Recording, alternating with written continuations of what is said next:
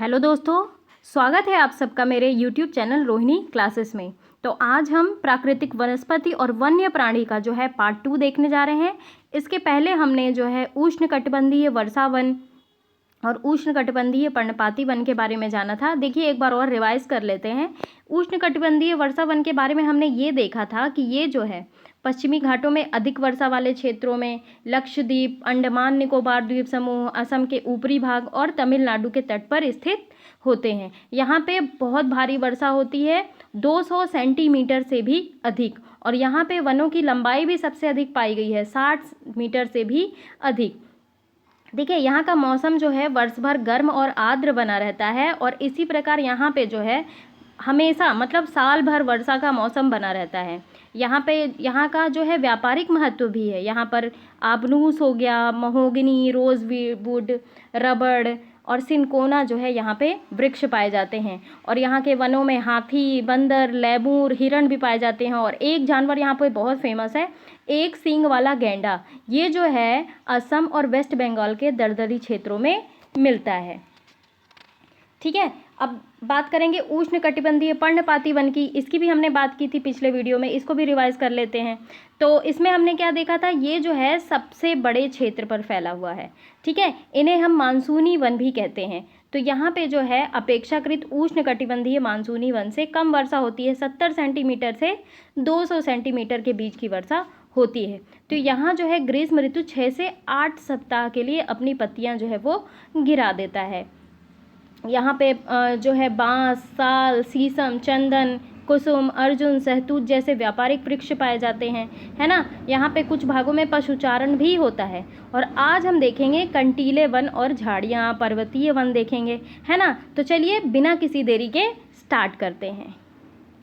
देखिए बात करते हैं अब हम कंटीले वन तथा झाड़ियाँ। आपको नाम से ही प्रदर्शित हो रहा होगा कि यहाँ पे जो है बहुत कम वर्षा होती होगी, और ये जो है रेगिस्तानी इलाकों में ज़्यादा पाए जाते हैं, क्योंकि कांटेदार झाड़ियाँ और जो है पौधे वहीं पे पाए जाते हैं, तो वहाँ पे सबसे कम वर्षा भी होगी।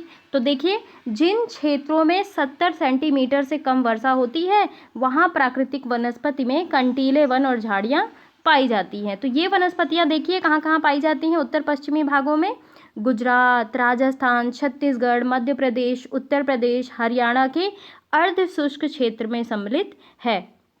और यहाँ पे देखिए एकेशिया, खजूर जिसे पाम भी कहा जाता है, यूफोर्बिया और रागफनी जो कि कैक्टस कहा जाता है, यहाँ का प्रमुख पादप है। देखिए यहाँ पे सर्वाधिक पानी की कमी होती है, तो इसीलिए यहाँ के पौधे जो होते हैं ना वे उसी प्रकार से अनुकूलित हो जाते हैं, यानी कि इनकी पत्तियाँ तो गद्देदार होती हैं और इनके ऊपर जो है वो कांटे लगे होते हैं। तो ये जो है पानी स्टोर करने की इनकी क्षमता होती है। और यहाँ की मुख्य जो है पादप प्रजातियाँ यही हैं। ध्यान रखेंगे कौन कौन सी हो गई, एकेशिया, खजूर, यूफोर्बिया और नागफनी।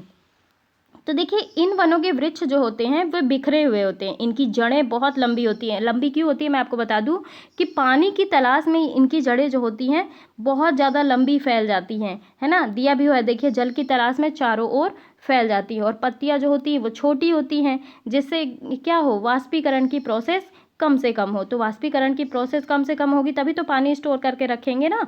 और शुष्क भागों में ये झाड़ियाँ और कंटीले पादप पाए जाते हैं। अब देखिए फिगर देख पा रहे होंगे, ये देखिए कैक्टस है ना, यूफोर्बिया हो गया, एकेशिया हो गया, ये सारे पादप जो हैं वो कंटीले वन और झाड़ियाँ हैं। और ये कहाँ कहाँ पाई जाती हैं, जैसा कि हमने देखा कि राजस्थान, गुजरात, छत्तीसगढ़, उत्तर प्रदेश, हरियाणा यानी कि अर्ध शुष्क क्षेत्र में ये पाए जाते हैं। अब देखिए यहाँ पे पाए जाने वाले जो है प्राणियों की भी देख लेते हैं। चूहे हो गए, खरगोश, लोमड़ी, भेड़िए, शेर, सिंह, जंगली गधा, घोड़े और ऊंट पाए जाते हैं। ठीक है, तो जो है ऊंट जो है रेगिस्तानी एरिया की खासियत है, क्योंकि ऊंट के जो पैर होते हैं वे गद्देदार होते हैं और उन्हें जो है रेतीले एरिया में या फिर बालुई एरिया में चलने में दिक्कत नहीं होती है। अब बात करेंगे पर्वतीय वन। अब ये देखिए पर्वतीय वन नाम से ही प्रदर्शित है कि ऊंचे क्षेत्रों में पाए जाएंगे, हिमालयी क्षेत्रों में, है ना। तो ये जो पर्वतीय क्षेत्र होता है यहाँ पे तापमान की बहुत कमी होती है, और ऊंचाई के साथ साथ प्राकृतिक वनस्पति में भी अंतर दिखाई देता है। अब देखिए वनस्पति में जो है जिस प्रकार का अंतर उष्णकटिबंधीय प्रदेशों से टुंड्रा की ओर देखते हैं, और उसी प्रकार अंतर जो है वो पर्वतीय भागों में ऊंचाई के साथ साथ देखने को मिलता है। तो देखिए पर्वत कैसे होते हैं, पहले तो आप इनके आकार देख लीजिए, ऐसे ऊंचे ऊंचे पर्वत होते हैं, है ना। तो देखिए पेड़ कैसे लगाए गए हैं, ये देखिए ऐसे पेड़ रहते हैं, ठीक है। तो बहुत ऊंचाई पे, मतलब समझ लीजिए आप कि 1000 मीटर से 2000 मीटर तक की ऊंचाई वाले क्षेत्रों में ये आर्द्र शीतोष्ण कटिबंधीय वन पाए जाते हैं। और इनमें जो है चौड़ी पत्ती वाले ओक और चेस्टनट जैसे वृक्षों की प्रधानता होती है। किसकी प्रधानता होती है, ओक और चेस्टनट। एक खासियत और बता दूं मैं आपको, आप देख पा रहे होंगे कि इनकी पत्तियां कुछ अलग प्रकार की हैं, शंकुधारी हैं, ठीक है। क्यों है, क्योंकि देखिए ये जो एरिया होता है ना, ये बर्फीला एरिया होता है। कौन सा एरिया होता है, बर्फीला एरिया होता है। तो बर्फ, ये जो है शंकुधारी वृक्ष इसलिए होते हैं कि बर्फ इन पे गिरे तो इनकी पत्तियां जो है सीधे उसे नीचे गिरा दें। और अगर ये मान लीजिए यही पत्ती चौड़ी होंगी तो क्या होगा, पत्तियां फट जाएंगी, है ना, और सड़ जाएंगी। और इसीलिए इनकी पत्तियां जो होती है वो शंकुधारी रूप में होती हैं। आगे देखते हैं। तो देखिए 1500 से 3000 मीटर की ऊंचाई के बीच शंकुधारी वृक्ष जैसे चीड़ हो गए, देवदार हो गए, सिल्वर फर, स्प्रूस, सीडर, ये सारे जो है ये पाए जाते हैं। और ये वन जो है प्रायः हिमालय की दक्षिणी ढलानों, दक्षिण और उत्तर पूर्वी भारत में अधिक ऊंचाई वाले भागों में पाए जाते हैं। ध्यान रखेंगे ये कहाँ पाए जाते हैं, प्रायः हिमालय की दक्षिणी ढलानों में, दक्षिण में और उत्तर पूर्व भारत में अधिक ऊंचाई पर। और अधिक ऊंचाई पर जो है शीतोष्ण कटिबंधीय घास के मैदान पाए जाते हैं। तो देखिए 3600 मीटर से अधिक ऊंचाई पर शीतोष्ण कटिबंधीय वनों और घास के मैदानों का स्थान अल्पाइन ले लेती है। क्या ले लेती है, अल्पाइन। अब यहाँ देखिए सिल्वर फर हो गए, जूनिपर, पाइन, बर्च, इन वनों के मुख्य वृक्ष हैं। जैसे जैसे देखिए हिम रेखा के निकट आएंगे ना, जैसे जैसे जो है मान लीजिए बर्फ प्रदेश ज़्यादा होता जाएगा, बर्फीला एरिया ज़्यादा होता जाएगा, तो इन वृक्षों के आकार जो है वो छोटे होते जाएंगे और अंततः जो है झाड़ियों का रूप लेंगे और बाद में वे अल्पाइन घास के मैदानों में विलीन हो जाएंगे। देखिए इसका उपयोग जो है, जो गुर्जर और बकरवाल जाति के लोग होते हैं ना, जैसे घुमक्कड़ जनजातियाँ होती हैं, तो ये जो है पशुचारण के लिए किया जाता है, यानी कि पशुओं का भोजन जो है बनाते हैं इसका। और अधिक ऊंचाई वाले भागों में मॉस, लाइकेन, घास, टुंड्रा वनस्पति का एक भाग है।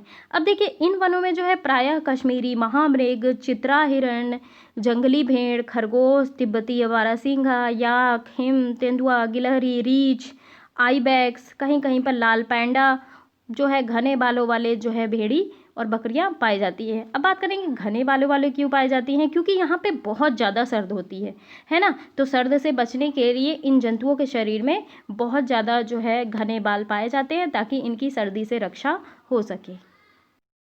अब देखिए, अब बात करते हैं मैंग्रोव वन। मैंग्रोव वन यानी कि जो ऐसे पौधे जो दलदली एरिया में पाए जाते हैं। देखिए बात भी करेंगे हम ऐसे।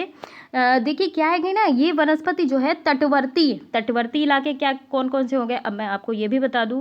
अब मान लीजिए ये गुजरात से लेके आंध्र प्रदेश, उड़ीसा, वेस्ट बंगाल, देखिए ये भारत का जो है साउथ पोर्शन है, तो यहाँ वाटरी एरिया है ना, आप सभी को पता है। और ये जो राज्यों के तट हैं, तो ये जो है तटीय प्रदेश है, ठीक है। तो यहाँ तटीय प्रदेश में आते हैं ज्वार भाटा, ठीक है। तो ये सबसे महत्वपूर्ण वनस्पतियाँ हैं। कैसे कि मिट्टी और बालू जो है, तो देखिए आप फिगर में जो है फिगर आउट भी कर पा रहे होंगे कि ये जो तटीय एरिया में है ना, मिट्टी और बालू जो है इन तटों पर एकत्रित हो जाते हैं। यहाँ पे ये देख पा रहे होंगे इन तटों पे एकत्रित हो जाते हैं। और घने मैंग्रोव एक प्रकार की वनस्पति है जो पौधों की जड़ें जो है पानी में डूबी रहती है। अब आप देख पा रहे होंगे फिगर में कि ये सारी जड़ें हैं पौधों की, ये पानी में डूबी हुई हैं। कितना विशाल चित्र है ना। इन पौधों की जो है पानी में जड़ें डूबी हुई हैं और गंगा, ब्रह्मपुत्र, महानदी, गोदावरी, कृष्णा, कावेरी नदियों के डेल्टा जो है भाग में ये वनस्पतियाँ मिलती हैं। आगे बढ़ते हैं। तो देखिए क्या होता है ना कि जो है गंगा ब्रह्मपुत्र डेल्टा में बहुत इंपॉर्टेंट पॉइंट है कि गंगा ब्रह्मपुत्र डेल्टा में सुंदरी वृक्ष पाए जाते हैं और जिसमें मजबूत लकड़ियाँ प्राप्त होती हैं। सॉरी मैंने लड़कियाँ बोल दिया, लकड़ियाँ प्राप्त होती हैं। तो नारियल, ताड़, क्योड़ा, है ना, एंगार जैसे वृक्ष भी इन्हीं भागों में पाए जाते हैं। और यहाँ पे सबसे प्रसिद्ध है रॉयल बंगाल टाइगर। बहुत इम्पॉर्टेंट पॉइंट कि इस क्षेत्र का सबसे प्रसिद्ध जानवर है रॉयल बंगाल टाइगर। इसके अतिरिक्त कछुए, मगरमच्छ, घड़ियाल और कई प्रकार के सांप भी जो है यहाँ पाए जाते हैं। अब देखते हैं वन्य प्राणी को भी देख लेते हैं। देखिए वनस्पति के भांति जो है भारत में विभिन्न प्रकार के प्राणी में भी जो है संपत्ति घनी है। यहाँ जीवों की लगभग 90,000 प्रजातियां हैं। तो मान लीजिए आप 90,000 प्रजातियां कितनी होती हैं, है ना। और देश में लगभग 2,000 से अधिक पक्षियों की प्रजातियां पाई जाती है। तो यहाँ जो है कुल विश्व का 13% है। तो यहाँ मछलियाँ जो है 2,546 प्रजातियां हैं, जो विश्व की लगभग 12% है। भारत जो है विश्व के 5 से 8% तक उभयचरी, सरीसृप और स्तनधारी जानवर भी यहाँ पे पाए जाते हैं। अब देखिए कुछ औषधीय पौधे देख लेते हैं, है ना, ये भी बहुत इंपॉर्टेंट है। तो देखिए भारत में जो है प्राचीन समय से ही अपने मसालों से, जड़ी बूटियों के लिए विख्यात रहा है। आप सभी जानते हैं कि जो पुर्तगालीज आए थे, है ना, पुर्तगीज, अंग्रेज, ये सब आए थे यूरोपीय, तो किस लालच में आए थे? इन मसालों के लालच में ही तो भारत आए थे। तो देखिए भारत जो है प्राचीन समय से ही अपने मसालों और जड़ी बूटियों के लिए विख्यात है। आयुर्वेद में लगभग 2,000 पादप का वर्णन है और कम से कम 500 तो निरंतर प्रयोग में आते रह रहे हैं। तो विश्व संरक्षण संघ ने लाल सूची, जिसे कि रेड डेटा बुक के अंतर्गत जो है 352 पादप की गणना की है, जो कि खतरे में हैं, और जिनमें जो है 52 पादप अति संकटग्रस्त हैं और 49 पादपों को विनष्ट होने का खतरा है। तो अब देखिए कुछ पौधे देख लेते हैं। सर्पगंधा, ये देखिए ये क्या, इसका प्रयोग क्या होता है? इसका प्रयोग ये होता है रक्तचाप, यानी कि जब ब्लड प्रेशर के निदान के लिए इसका उपयोग होता है गाइस। सर्पगंधा का प्रयोग ब्लड प्रेशर जो है नॉर्मल करने के लिए प्रयोग होता है, और केवल ये जो है भारत में ही पाया जाता है। दूसरी बात जामुन, तो पके हुए फल का से जो है सिरका बनाया जाता है जामुन के, और ये जो है वायुसारी और मूत्रवर्धक हैं। यानी कि जो है अगर इसे आप खा लो ना, तो अगर आप दिन में 6-7 बार मूत्र विसर्जन करते होंगे, तो ये जो है 15 से 20 बार। इससे क्या होता है कि पाचन शक्ति का भी गुण पाया जाता है, और बीज का बनाया हुआ पाउडर जो है वो डायबिटीज़ पेशेंट के लिए, यानी कि मधुमेह के पेशेंट के लिए बहुत सहायता करता है। अगला पौधा है और अर्जुन, ये जो है ताजे पत्तों से निकाला हुआ रस कान के दर्द के इलाज में सहायता करता है, और ये जो है ब्लड प्रेशर की नियमितता के लिए भी लाभदायक है। बात करेंगे बबूल की, तो बबूल का क्या यूज़ है? इसके पत्ते जो है आँख की फुंसी के लिए लाभदायक होते हैं, और इससे जो गोंद प्राप्त होता है ना गाइस, इसका प्रयोग जो है शारीरिक शक्ति की वृद्धि के लिए होता है। नीम की बात करते हैं। नीम जनरली जो है गाँवों में आप लोग जो है सभी के घर में देखते होंगे, तो ये भी बहुत ज़्यादा औषधीय जो है पौधा है। ये क्या करता है? ये जैव और जीवाणु प्रतिरोधक है, यानी कि जैव और जीवाणुओं को मार देता है। ठीक है। अब तुलसी की बात करेंगे, तो तुलसी जो है ये क्या काम करती है? जुकाम और खांसी की दवा में इसका प्रयोग होता है। कचनार का प्रयोग जो है वो फोड़ा, यानी कि अल्सर या फिर दमा के रोगों के लिए प्रयोग होता है। और इस पौधे की जड़ और कली जो है वो पाचन शक्ति में सहायता करती है। तो देखिए स्तनधारी जानवरों में हाथी सबसे अधिक महत्वपूर्ण है। ये पाई जाती हैं असम में, कर्नाटक में, केरल के उष्ण और आर्द्र वनों में ये पाए जाते हैं। एक सींग वाले गैंडे मैंने आपको कहाँ बताया था? ये पाए जाते हैं वेस्ट बंगाल और असम के दलदली क्षेत्रों में रहते हैं। कच्छ के रण में और थार मरुस्थल में जो है क्रमशः जंगली गधे और ऊंट रहते हैं। तो भारतीय भैंसा, नीलगाय, चौसिंधा और जो है छोटे मृग जिन्हें गैज़ल कहते हैं, और विभिन्न प्रकार की प्रजातियों वाले हिरण यानी कि वो भारत में पाए जाते हैं। यहाँ बंदरों की भी अनेक प्रजातियाँ उपलब्ध हैं। देखिए बहुत इंपॉर्टेंट पॉइंट, ये एग्ज़ाम में कई बार पूछा जा चुका है कि भारत जीव सुरक्षा अधिनियम जो है 1972 में लागू हुआ है। तो कब लागू हुआ है? 1972 में। देखिए भारत जो है विश्व का अकेला देश है जहाँ शेर और बाघ दोनों पाए जाते हैं। क्या बताया मैंने? कि भारत जो है विश्व का ऐसा अकेला मात्र देश है जहाँ शेर और बाघ दोनों पाए जाते हैं। तो भारतीय शेरों का प्राकृतिक वासस्थल जो है वो गुजरात में गिर है, गिर जंगल है ना। तो बाघ जो है मध्य प्रदेश और झारखंड के वनों में, वेस्ट बंगाल के सुंदरवन में, हिमालय क्षेत्रों में पाए जाते हैं। बिल्ली जाति के जो है सदस्यों में तेंदुआ भी है और यह जो है शिकारी जानवरों में मुख्य है। तो हिमालयी क्षेत्रों में पाए जाने वाले जानवर जो है अपेक्षाकृत कठोर जलवायु को सहन करने वाले होते हैं, जो अत्यधिक ठंड में भी जीवित रह जाते हैं। तो देखिए लद्दाख की जो बर्फीली ऊंचाइयां होती हैं ना, यहाँ पे पाए जाते हैं याक। तो जो है इनकी गुच्छेदार जो है सींगें होती हैं, है ना। मतलब एक सींग नहीं होती है, दो सींग नहीं होती, इनकी एक ही सींग में कई सारे गुच्छे लगे होते हैं। तो ये जो है गुच्छेदार सींगों वाले बैल जैसा जीव है, जिसका भार लगभग 1 टन होता है। और तिब्बती बारहसिंगा हो गया, भारल यानी कि नीली भेड़, जंगली भेड़, कियांग हो गए। कियांग यानी कि तिब्बती जंगली गधे, तो यहीं पे पाए जाते हैं। और कहीं कहीं जो है लाल पांडा भी बहुत जो है कुछ भागों में मिलता है। नदियों, झीलों और समुद्री क्षेत्रों में कछुए हो गए, मगरमच्छ, घड़ियाल भी पाए जाते हैं। तो घड़ियाल और मगरमच्छ की प्रजाति का एक ऐसा प्रतिनिधि है जो विश्व में केवल भारत में पाया जाता है। तो देखिए भारत में जो है अनेक रंग बिरंगे पक्षी भी पाए जाते हैं, पक्षियों की भी कमी नहीं है हमारे देश में। मोर, बतख, तोता, मैना, सारस, कबूतर, बहुत प्रकार के, बहुत यानी कि बहुत ज़्यादा प्रजाति के पक्षी जो है हमारे देश में पाए जाते हैं और जो देश के वनों और आर्द्र क्षेत्रों में रहते हैं। तो हमने अपनी फसलें जो है जैव विविध पर्यावरण से चुनी हैं, यानी कि खाने योग्य पौधों के नीचे से ही। ठीक है, हमने बहुत से औषधीय पादपों के प्रयोग कर उनका चुनाव किया। दूध देने वाले पशु भी प्रकृति द्वारा जो है दिए गए बहुत सारे जानवरों में से चुने गए। जानवर हमें बोझा ढोने, कृषि कार्य करने, यातायात के साधन के रूप में मदद करते हैं। अब देखिए हम मैप के थ्रू वन्य प्राणी अभयारण्य, पक्षी अभयारण्य और नेशनल पार्क देखेंगे। ठीक है, तो सबसे पहले हम जो ये राउंड लाल राउंड शेप में है उन्हें देख लेते हैं। वन्य प्राणी अभयारण्य, ठीक है। तो देखिए एक ये है सरिस्का। सरिस्का कहाँ है? ये है राजस्थान में। चंद्रप्रभा ये है उत्तर प्रदेश में। ठीक है, एक यहाँ है, यहाँ सिक्किम में।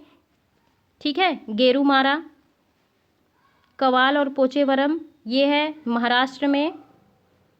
आप ये देख पा रहे होंगे। मधुमलाई ये भी कहाँ है? ये केरला में है। ठीक है, पेरियार भी केरला में है। बात करेंगे अब नेशनल पार्क के बारे में। देखिए नेशनल पार्क पे तो क्वेश्चन बनता ही बनता है ना। बांदीपुर नेशनल पार्क है कर्नाटका में। गुइंडी नेशनल पार्क है तमिलनाडु में।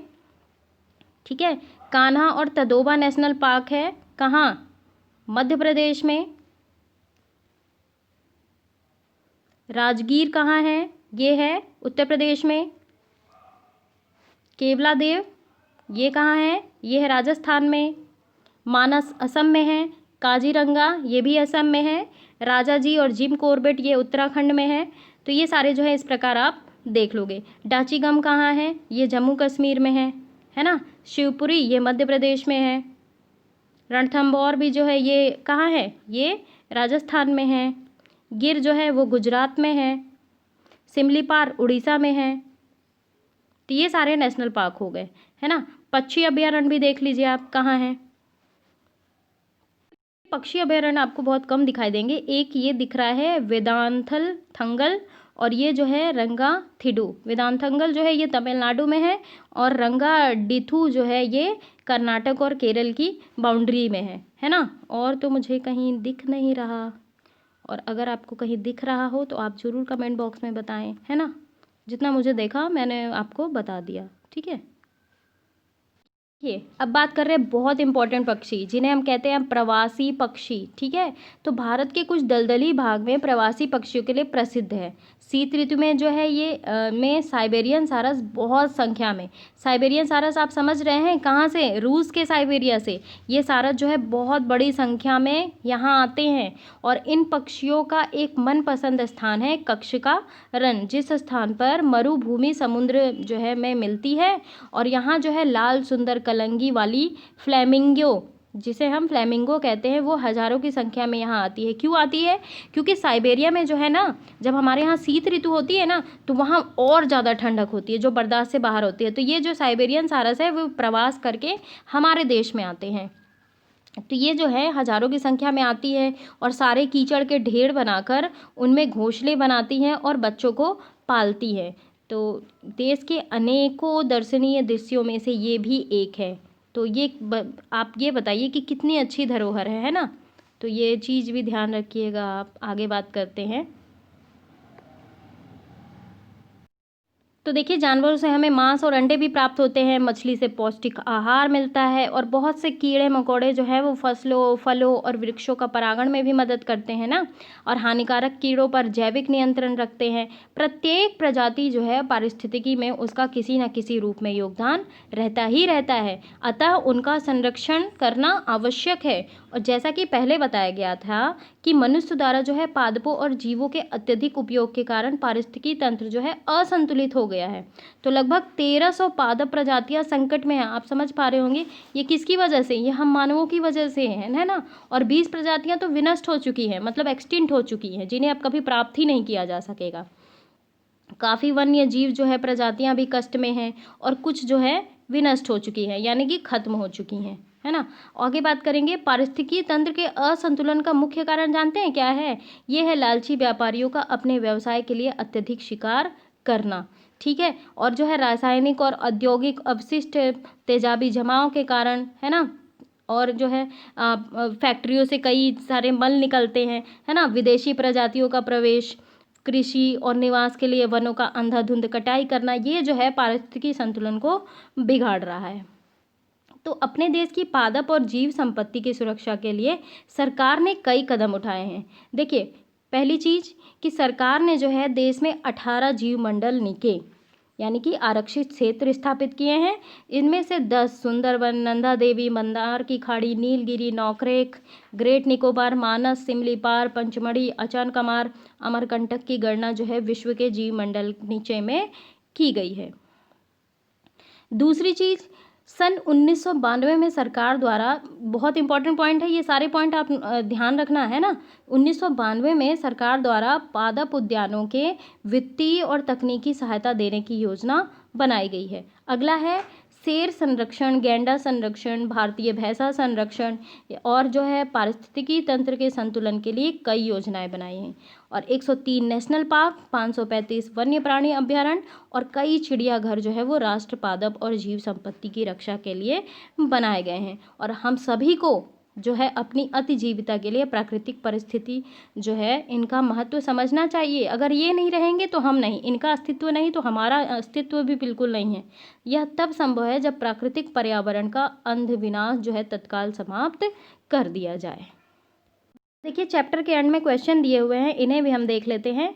देखिए, विकल्प एक विकल्प को चुनना है, कौन सा सही है। तो पहला क्वेश्चन है, रबड़ का संबंध किस प्रकार की वनस्पति से है? ऑप्शन है टुंड्रा, हिमालय, मैंग्रोव कि उष्णकटिबंधीय वर्षावन। तो किससे है रबड़ का संबंध? ये संबंध है मैंग्रोव वन से, ठीक है। हमारा अगला प्रश्न है, सिनकोना के वृक्ष कितनी वर्षा वाले क्षेत्र में पाए जाते हैं? 100 सेंटीमीटर, 70 सेंटीमीटर, 50 सेंटीमीटर या फिर 50 सेंटीमीटर से कम। तो ये क्या होगा? ये होगा ऑप्शन ए, यानी कि 100 सेंटीमीटर। अब ये देख लीजिए, सिमलीपाल जीव मंडल निके कौन से राज्य में स्थित है? तो सिमलीपाल उड़ीसा में है। अभी मैं चैप्टर के एंड में आपको बता दूंगी कि कौन कौन से नेशनल पार्क कहाँ कहाँ स्थित है। ये एग्जाम में पूछे जाते हैं, है ना। अगला है, भारत के कौन से जीव मंडल निके यानी कि नीचे विश्व के जीव मंडल नीचियों के लिए गए हैं? तो ऑप्शन है मानस, मन्नार की खाड़ी, नीलगिरी, नंदा देवी। तो कौन सा ऑप्शन सही होगा? इसका ऑप्शन सही होगा मानस, जो कि कहाँ है? असम में। हमारा अगला क्वेश्चन है, संक्षिप्त उत्तर वाले प्रश्न जो है ना। पहला प्रश्न है, भारत में पादपों और जीवों का वितरण किन तत्वों द्वारा निर्धारित जो है वो होता है? तो देखिए, इसके जो है 5 क्राइटेरिया हैं। देखिए, भारत में पौधे और जीव, देखिए मैंने आपको शुरू में ही बताया था कि सबसे पहली बात आती है उच्चावच, यानी कि भूमि और मृदा। ध्यान रखेंगे, भूमि और मृदा भी जो है इफेक्ट करती है ना, कि अधिक ऊंचाई वाले स्थान में अलग, अधिक निचाई वाले स्थान में अलग, है ना। वातावरण भी इफेक्ट करती है, जैसे तापमान हो गया, है ना, क्या हो गया, और सूर्य का प्रकाश और वर्षा भी तो इफेक्ट करती है ना। तो ये सारी चीज़ें जो है वो अफेक्ट करती है। अगला क्वेश्चन है, जीव मंडल निके से क्या अभिप्राय है? कोई 2 उदाहरण दीजिए, है ना। देखिए, ये जो जीव मंडल निके है ना, इसे बायोस्फीयर रिजर्व कहा जाता है। तो ये जो है एक संरक्षित जीव मंडल है, जिसका संरक्षण जो है इस प्रकार किया जाता है कि ना केवल इनकी जैविक भिन्नता संरक्षित किया जा सके, बल्कि इनके संसाधनों का प्रयोग जो है स्थानीय समुदाय के लाभ के हेतु टिकाऊ तरीके से किया जाता है। इसके उदाहरण भी आप जान लो। इसके उदाहरण है नीलगिरी और सुंदरबन। अगला क्वेश्चन है, किन्हीं 2 वन्य प्राणियों के नाम बताइए जो कि उष्णकटिबंधीय वर्षा और पर्वतीय वनस्पति में मिलते हैं। तो हमें ये बताना है। तो देखिए, उष्णकटिबंधीय वर्षा वन में पाए जाने वाले मैंने पशुओं को आपको बताया था कि हाथी हो गया, बंदर हो गए, लेमूर, सींग, है ना, और जो है सींग, एक सींग वाले गैंडे, हिरण। और पर्वतीय वनों में कौन कौन से पाए जाएंगे? कश्मीरी मृग हो गया, चित्रा हिरण हो गई, जंगली भेड़, खरगोश, तिब्बती बारहसिंगा, याक, हिम, तेंदुआ, बहुत सारे हैं, है ना। आगे बात करेंगे, अंतर बताना है वनस्पति जगत और प्राणी जगत में। तो बता ही लेंगे, है ना। तो किसी क्षेत्र विशेष की या फिर जो है अवधि में भूप्रपट्टी में पाए जाने वाले सभी प्रकार के पौधे वनस्पति जगत है। प्राणी जगत, वहीं पे प्राणी ऐड कर लीजिए, है ना। किसी क्षेत्र विशेष या फिर अवधि में भूप्रपट्टी में पाई जाने वाली सभी प्राणियों की प्रजातियों को वन्य प्राणी कहा जाता है। दूसरा अंतर ये है कि वनस्पति जो है ये अपना भोजन सूर्य के प्रकाश की उपस्थिति में बनाते हैं, लेकिन क्या प्राणी जगत में जो है प्राणी बनाते हैं? तो ये अपना भोजन स्वयं नहीं बनाते, ये वनस्पति जगत पर निर्भर रहते हैं। अगला क्वेश्चन है, सदाबहार और पर्णपाती वन में जो है अंतर बताना है। तो इधर सदाबहार है, इधर पर्णपाती वन है, ठीक है। तो पहला इसका देख लीजिए। सदाबहार वन क्या है? उन क्षेत्रों में पाए जाते हैं जहां वार्षिक वर्षा 200 सेंटीमीटर या फिर इससे अधिक होती है।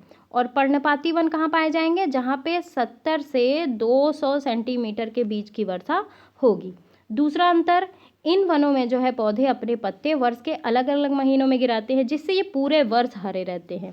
और इसमें जो है 6 से 8 सप्ताह के लिए ये पौधे जो है अपनी पत्तियां गिरा देते हैं, शुष्क गर्मी आती है तो, है ना। आगे बात करेंगे, तीसरा अंतर क्या है? तीसरा अंतर ये है कि इन पशुओं के अतिरिक्त जो है इन वनों में बहुत सारे पक्षी हो गए। यहाँ पे फेमस तो देखिए हाथी, बंदर, लेमूर्स, एक सींग वाले गैंडे हो गए, है ना। इसके अलावा भी यहाँ पे पक्षी, चमगादड़, बिच्छू, घोंघे पाए जाते हैं। और पर्णपाती वन में यहाँ पे प्रायः जो है पशुओं में शेर और बाघ हैं। और इनके अलावा भी बहुत सारे जो हैं पक्षी हो गए, छिपकली, सांप, कछुए जो है ये पाए जाते हैं। अब एरिया की भी बात कर लेते हैं। ये सदाबहार वन का एरिया जो है ना, ये पश्चिमी घाट हो गया, अंडमान निकोबार, असम के ऊपरी भाग और तटीय तमिलनाडु में पाया जाता है इनका एरिया। और पर्णपाती वन का एरिया जो है वो झारखंड, वेस्ट बंगाल, छत्तीसगढ़, पूर्वी घाट, है ना, और पूर्वी ढलानों में मध्य प्रदेश और बिहार के एरिया में ये जो है पाए जाते हैं। अब देखिए, हमारा अगला क्वेश्चन है, भारत में विभिन्न प्रकार की पाए जाने वाली वनस्पति के नाम बताएं और अधिक ऊंचाई पर पाई जाने वाली वनस्पति का ब्यौरा दीजिए। जैसे कि मैंने आपको बताया कि 5 प्रकार की जो है वनस्पतियां पाई जाती हैं। पहली कौन सी? आप मेरे साथ बोलो। उष्णकटिबंधीय वर्षा वन। दूसरा, उष्णकटिबंधीय पर्णपाती वन। तीसरा, उष्णकटिबंधीय कंटीले और झाड़ियाँ। चौथा, पर्वतीय वन। और पांचवा, मैनग्रोव वन। अगला है, भारत में बहुत संख्या में जीव और पादप प्रजातियां संकटग्रस्त हैं, उदाहरण दीजिए। तो देखिए, सही बात है। मनुष्य जो है अपने लालच के कारण जीवों और पादपों का बहुत ज़्यादा मात्रा में दोहन कर रहा है।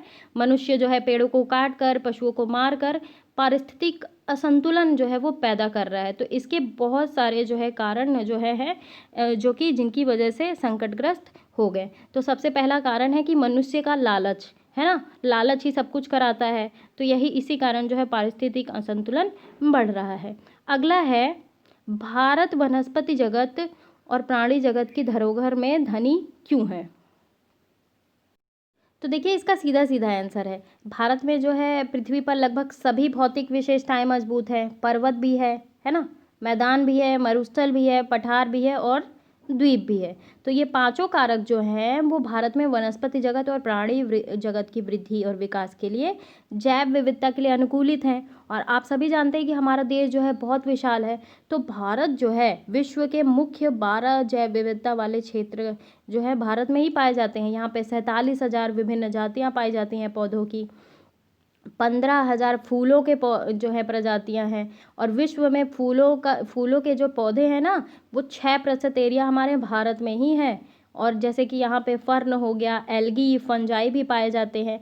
तो पूरे देश में जो है वर्षा का वितरण भी यहाँ पे असमान है ना। कहीं ज़्यादा बारिश होती है, कहीं भी मध्यम बारिश होती है, कहीं कम बारिश होती है। तो पौधे भी जो है असमान रूप से, यानी कि कहीं पे अलग प्रकार के पौधे पाए जाएंगे। जहाँ बर्फीला एरिया है तो वहाँ पे शंकुधारी वन पाए जाएंगे। जहाँ पे बहुत कम या कि नेग्लिजिबल बारिश होती है तो वहाँ पे कैक्टस, नागफनी, कंटीले वन पाए जाएंगे। तो बहुत सारी विशेषताएं हैं। तो वनस्पति जगत और प्राणी जगत की विभिन्न प्रजातियों को अलग अलग प्रकार के वातावरण संबंधी परिस्थितियों में विभिन्न मृदा चाहिए होती है, तो मृदा भी मिल जाती है ना। और इसीलिए जो है भारत वनस्पति जगत और प्राणी जगत की धरोहर में धनी है। मैंने आपको नेशनल पार्क बताने के लिए भी बोला था, तो जैसे मैं बता दूं कि जम्मू और कश्मीर, यहाँ पे जो है एक डाचीगम नेशनल पार्क है। ये बहुत ज़्यादा फेमस है, ये राष्ट्रीय पार्क है ना। और ये जो है यहाँ पे पहाड़ी तेंदुए, कश्मीरी हिरन बहुत फेमस है। अब बात करेंगे हरियाणा में। हरियाणा में क्या है? हरियाणा में सुल्तानपुर पक्षी विहार, इस पे जो है एग्ज़ाम में पूछा जाता है। गुजरात में जो गिर राष्ट्रीय उद्यान है, जो कि एशियाई सिंह के लिए फेमस है ना। तो गुजरात में जो है गिर हो गया, मैरीन राष्ट्रीय उद्यान, बसंदा राष्ट्रीय उद्यान।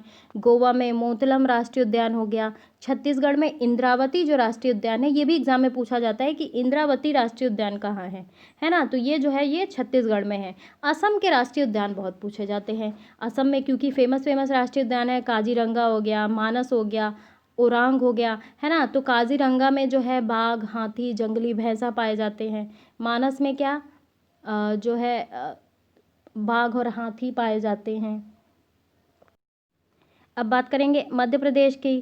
तो मध्य प्रदेश में भी जो है पाए जाते हैं बहुत सारे राष्ट्रीय जो है उद्यान। बांधवगढ़ राष्ट्रीय उद्यान हो गया, कान्हा, माधव, पन्ना, पेंच, संजय, सतपुड़ा, ये सारे राष्ट्रीय उद्यान जो है वो अलग अलग हैं। ठीक है। सिक्किम में है एक कंचनजंगा राष्ट्रीय उद्यान, इसमें जो है कस्तूरी मृग बहुत फेमस है ना। और झारखंड में जो है पलामू राष्ट्रीय उद्यान, नोट डाउन करते जाना आप लोग, है ना, मैं बोलती जा रही हूँ। एक मणिपुर का जो है राष्ट्रीय उद्यान बहुत फेमस है। इसे कहते हैं कि ये पानी में तैरता हुआ राष्ट्रीय उद्यान है। इसे कहते हैं कायबू लामजाओ राष्ट्रीय उद्यान। मैं लिख देती हूँ, कायबू कैबूल लामजाओ ये राष्ट्रीय उद्यान है। इसे कहते हैं, ये जो राष्ट्रीय उद्यान है ना, ये पानी में तैरता हुआ राष्ट्रीय उद्यान है। और इस राष्ट्रीय उद्यान में जलीय पक्षी, अजगर और संघाई हिरण पाए जाते हैं। राजस्थान के भी राष्ट्रीय उद्यान जो है एग्जाम में पूछे जाते हैं। 3 राष्ट्रीय उद्यान जो है बहुत फेमस हैं। केवलादेव हो गया, रणथंभौर और सरिस्का राष्ट्रीय उद्यान, है ना। तो ये राष्ट्रीय उद्यान जो है वो फेमस है। महाराष्ट्र में भी राष्ट्रीय उद्यान है। पेंच हो गया, संजय गांधी राष्ट्रीय उद्यान हो गया, तदोबा, नवगांव राष्ट्रीय उद्यान। और उत्तराखंड में कॉर्बेट, ये जो है सबसे पहला राष्ट्रीय उद्यान है, Jim Corbett national park. Gangotri हो गया, नंदा देवी राष्ट्रीय पार्क, राजाजी राष्ट्रीय पार्क। वेस्ट बंगाल में भी है बक्सा राष्ट्रीय पार्क, गैरुमारा राष्ट्रीय पार्क, सुंदरवन जो है राष्ट्रीय पार्क। अपने यूपी की बात तो हमने की नहीं, हमारे यूपी में भी है भाई दुधवा नेशनल पार्क जो है ना। और नवाबगंज राष्ट्रीय उद्यान, 2 राष्ट्रीय उद्यान हमारे जो है यूपी में भी है। तो चलिए यही समाप्त होता है ये वीडियो। और कैसा लगा मेरा ये वीडियो ज़रूर आप मुझे कमेंट बॉक्स में बताएं। चैनल को सब्सक्राइब करिए और वीडियोस को ज़्यादा से ज़्यादा शेयर करिए। Thank you very much.